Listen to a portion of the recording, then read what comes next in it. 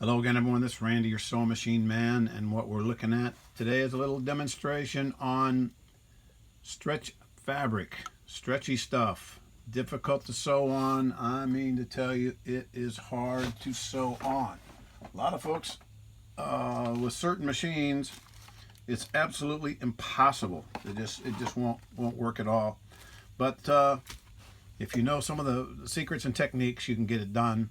The fabric, sometimes it stretches this way a whole bunch and this way a little bit, and it's going to behave differently going each direction. And always pick up your threads, get them both to the rear.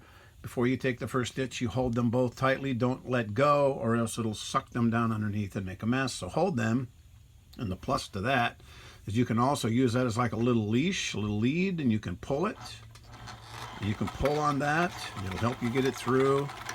I have my straight stitch foot on there. You can use a zigzag foot, but you want to put your needle in the left needle position if you have that luxury on your machine to have a 3 needle position. Put in the left needle position because it holds the fabric still as the needle goes in, so the fabric doesn't flutter up and down. A lot of times you get a skip stitch or two, and you don't want that. So if the fabric flutters up and down as you're sewing, you may have to go to a straight stitch plate, straight stitch foot. Just got to be real careful to make sure that the thread is being held and the fabric's being held tightly at the needle. Make sure your needle's not hitting the foot, deflecting off. All those little things I see when people are trying to sew on stretch. Back in the good old days, they taught you to stretch and sew, which means they wanted you to pull the fabric as you sewed like this and pull it from the back. And then you get more stretchy out of it. And of course, that way, what it would do was sometimes it would draw up. Sometimes you get more stretch, sometimes less stretch. But back in the stretch and sew days, they taught folks to pull and hold. And a lot of times they get you into trouble because you'll notice when the needle goes down, I don't know if you can see it from here, but that needle will actually move. You get needle movement. You see it moving back and forth. If the needle moves back and forth, it's going to hit your parts down there and cause a problem. So always make sure you don't pull. You want to be not a puller, but you want to be a guider. You want to have a finger on either side or a hand on either side and just feed it through. Let the machine do all the work.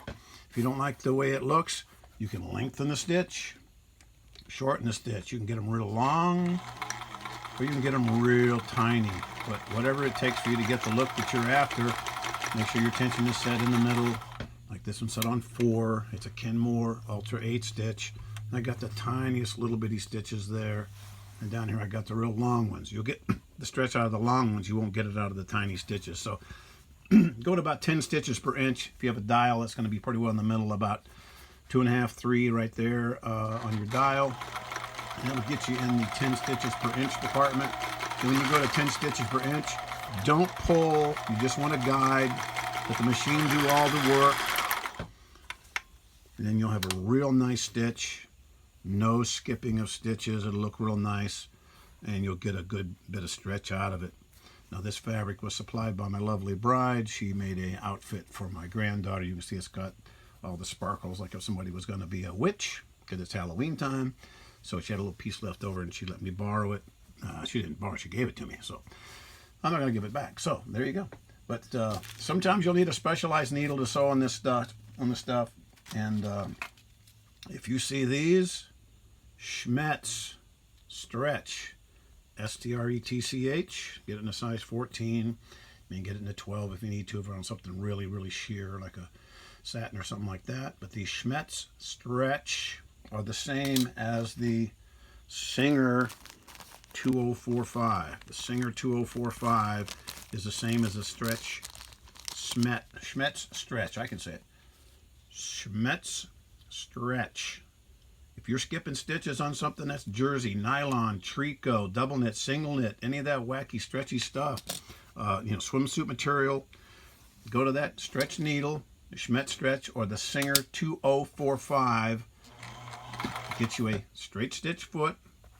Sometimes the machine comes with a straight stitch plate. You'll need that too.